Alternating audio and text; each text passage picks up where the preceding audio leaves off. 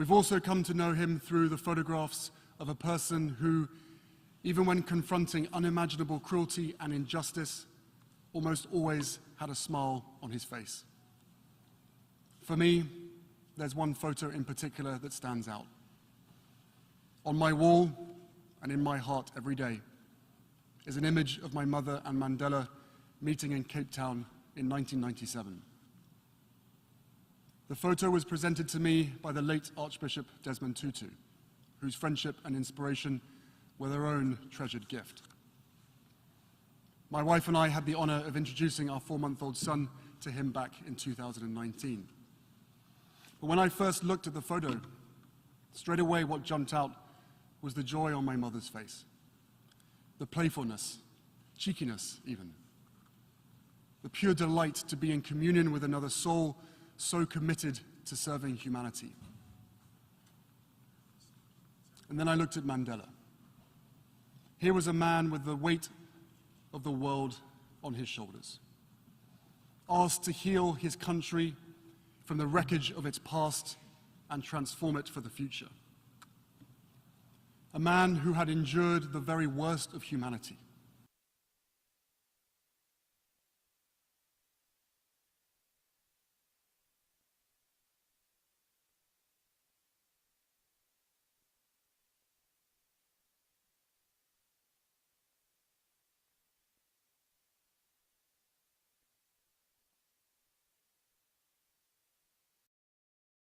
Still able to see the goodness in humanity, still buoyant with a beautiful spirit that lifted everyone around him. Not because he was blind to the ugliness, the injustices of the world, no, he saw them clearly. He had lived them, but because he knew we could overcome them. In our own time, a time of global uncertainty and division, when it's all too easy to look around and feel anger or despair, I've been inspired to go back to Mandela's writings for insight into how this could be, how he could experience so much darkness and always manage to find the light. There I found a few lines that stopped me in my tracks. In a letter from prison, he wrote, "I feel my heart pumping hope steadily to every part of my body, warming my blood and pepping up my spirits.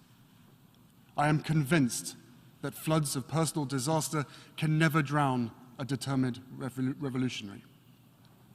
To a freedom fighter, hope is what a lifebelt is to a swimmer, a guarantee that one will keep afloat and free from danger."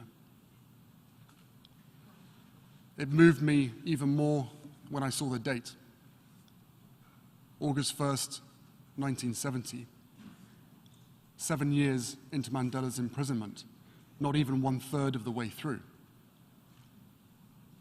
In those circumstances, how many of us would have lost hope and let our lifebelts slip away? How many of us would have been broken by a system designed to do exactly that? And let's be honest, how many of us are in danger of losing those lifebelts right now? How many of us feel battered, helpless, in the face of the seemingly endless stream of disasters and devastation? I understand. This has been a painful year in a painful decade. We're living through a pandemic that continues to ravage communities in every corner of the globe. Climate change wreaking havoc on our planet, with the most vulnerable suffering most of all. The few weaponizing lies and disinformation at the expense of the many. And from the horrific war in Ukraine to the rolling back of constitutional rights here in the United States, we are witnessing a global assault on democracy and freedom, the cause of Mandela's life. According to Freedom House, our world has grown less free every year for more than a decade and a half. As so often happens in history, the consequences of decisions made by some of the most powerful people in some of the wealthiest countries are being felt even more deeply across the continent of Africa. The pandemic, the war, and inflation have left Africa mired in a fuel and food crisis, the likes of which we have not seen in decades. Worse still, this comes at a time when the Horn of Africa is enduring the longest drought it's faced in close to half a century. And what is happening in Africa is not an isolated event. The drought there is a reflection of extreme weather we are seeing across the globe. As we sit here today, our world is on fire, again. And these historic weather events are no longer historic. More and more, they are part of our daily lives. And this crisis will only grow worse unless our leaders lead. Unless the countries represented by the seats in this hallowed hall make the decisions, the daring, transformative decisions that our world needs to save humanity. These decisions may not fit with the agendas of every political party. They may invite resistance from powerful interests. But the right thing to do is not up for debate. And neither is the science. The only question is whether we will be brave enough and wise enough to do what is necessary. So yes, this is a pivotal moment. A moment where multiple converging crises have given way to an endless string of injustices. A moment where ordinary people around the world are experiencing extraordinary pain. And in this moment, we have a choice to make.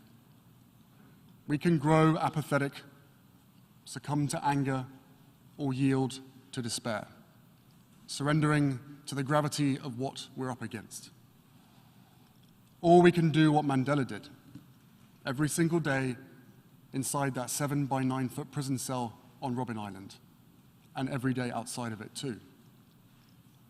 We can find meaning and purpose in the struggle.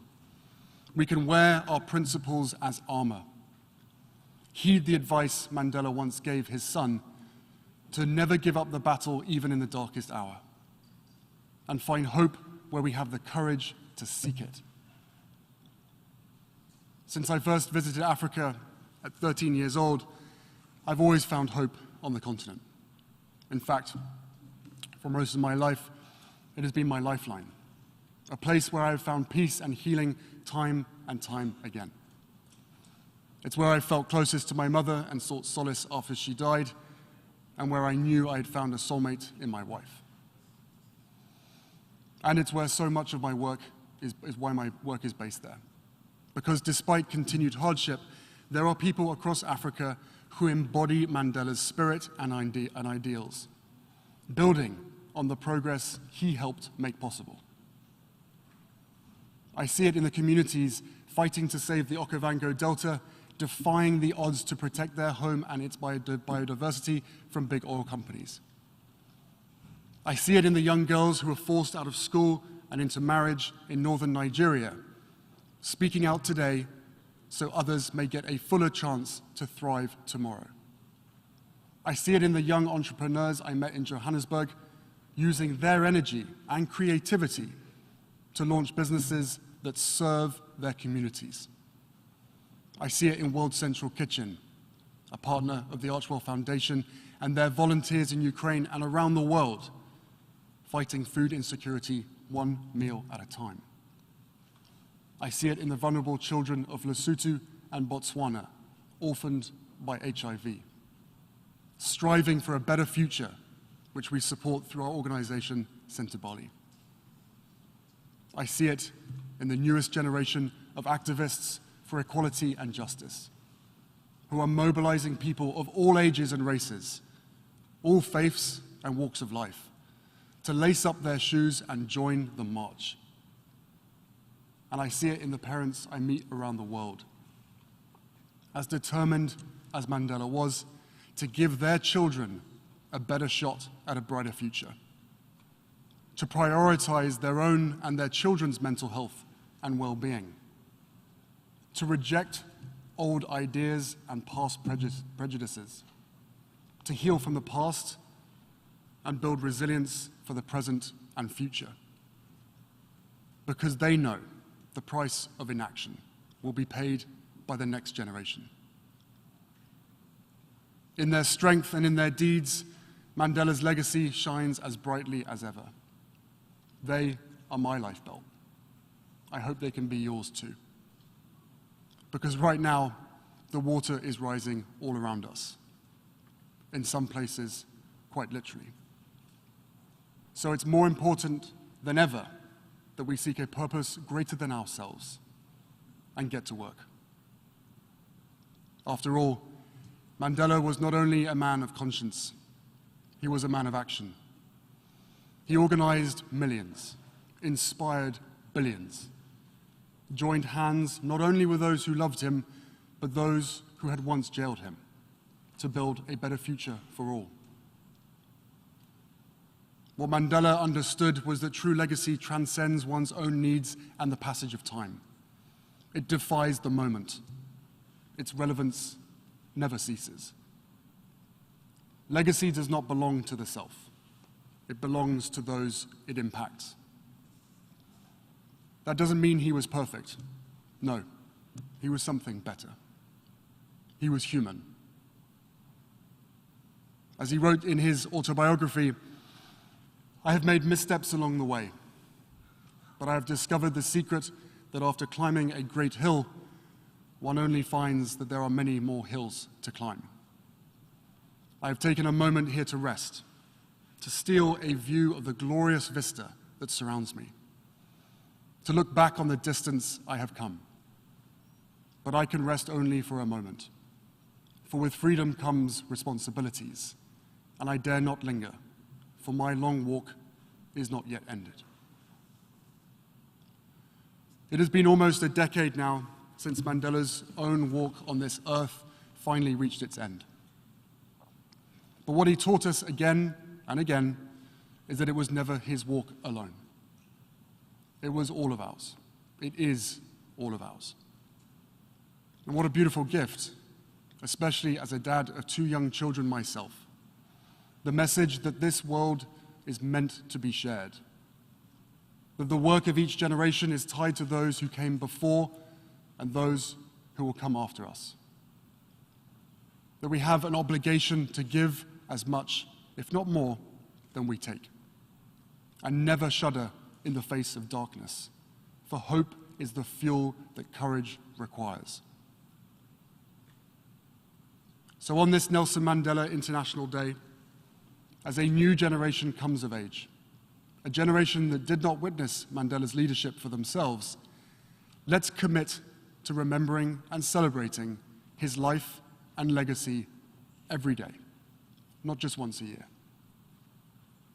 Let's talk with our children about what he stood for. Let's seek out what we have in common, empower all people to reclaim our democracies, and harness the light of Mandela's memory to illuminate the way forward.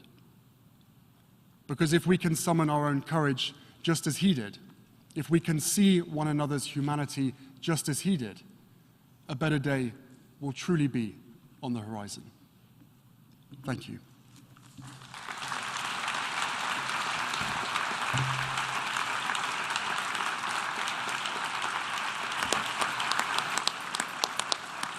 I thank the Duke of Sussex for his statement. I now give the floor to the distinguished representative